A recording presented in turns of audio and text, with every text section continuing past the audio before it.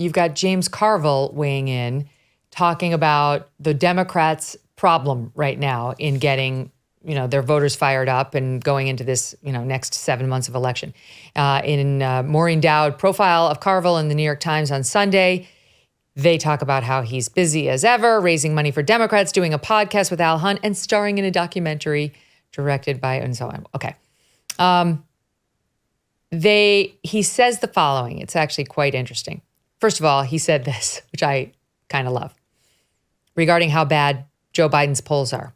When I look at these polling numbers, it's like walking in on your grandma naked. You can't get the image out of your mind. It's pretty good. Pretty good. But here's more on why specifically Joe Biden is bleeding black male voters. A suspicion of mine, quoting here, is that there are too many preachy females dominating the culture of his party. Don't drink beer, don't watch football, don't eat hamburgers. This is not good for you. The message is too feminine. Everything you're doing is destroying the planet. You've got to eat your peas. That's him describing, I think, the preachy ladies over on the left. If you listen to Democrat elites, still quoting from Carville, NPR is my go-to place for that, he says, the whole talk is about how women of color are going to decide this election. I'm like, well, 48% of the people that vote are males. Do you mind if they have some consideration? This all makes perfect sense to me. Some on the left think this is somehow sexist or clueless. I think he's raising a very good point because I feel like all three of us have been lectured by those preachy ladies at one point or another. And he's not wrong, Emily, about how ubiquitous they are and how dominant they are in the messaging on the left. Yeah, and he's reacting to these polls that are fascinating, showing really big losses on Joe Biden's behalf among Black voters, Hispanic voters that are especially acute with male voters. And we actually don't just see the loss from Joe Biden. What we see is some of those voters actually going to Donald Trump. Like, this is unprecedented for a Republican in modern history. And Democrats haven't really known what to do with it. That's why I thought Carville's theory was really interesting. I hadn't heard that before, but it makes perfect sense, from the sort of climate agenda to the way, for example, that they treated Brett Kavanaugh over and over again. You find examples of this. It is tonal. I think that's true. I think it's tonal and policy. But this is, again, interesting because basically no other professional Democrats are thinking about these things. And what they've done instead is blame shifts among Hispanic voters on disinformation.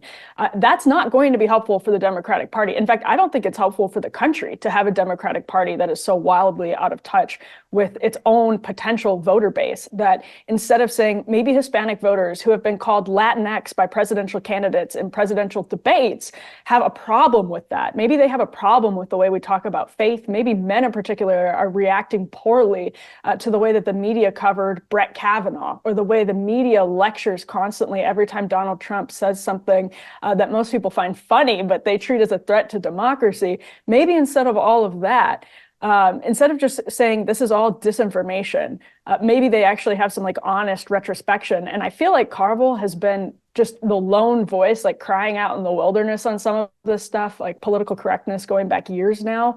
And nobody's listening to him because, honestly, he's a straight white male. Like, nobody cares about what he has to say, and even when it starts showing up in polling and in elections, because that voice has been so thoroughly disenfranchised in the halls of the DNC, et cetera, that while Carville himself might have a big platform that he built in the decades prior to now, he's lost a huge, point of credibility, or a huge chunk of his credibility with the people who are running the Democratic Party now, that are running the media now. So even when this is showing up in polling, they're still not listening. They're still just blaming disinformation. Eliana, there's when he's talking, when I'm picturing AOC lecturing us about our hamburgers, how we can't have them anymore, and we can't have heat in our homes, we can't have SUVs, and we can't, now the left wants us, we have to get rid of our gas stoves. It's a no. And so, they are very punitive. They want to control the way we live, of course, from their own private jets and mansions, which are, they're gas guzzling and energy guzzling by the minute. And he's feeling it. But I think this one goes beyond just the squad or leftist politicians. If you spend a day on social media, whether it's TikTok or Instagram or X, you're going to see dozens of this kind of person, these women, lecturing you about how you suck if you don't share their politics, and you need to change your life if you want to be a good person like they are and live more like these far leftists.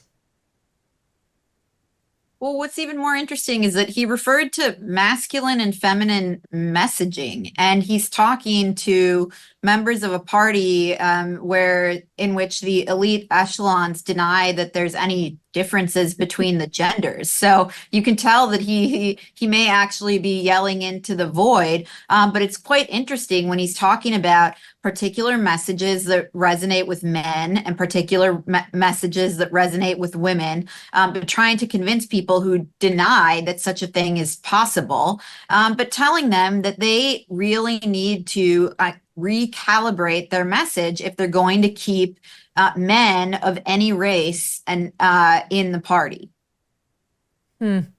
I feel like he's got his finger right on the pulse. This exact, because there's a reason that all these men are flocking to Trump, and it's not just white men. You know, for the first time, you have black men going to the Democratic Party is losing black men. I mean, this has just never happened before, and there's a reason. And I do think it's like I should play that Fannie Willis soundbite again. Like, I'm the face of feminism. No, of the feminist movement. If so, yes, then it's a hard no.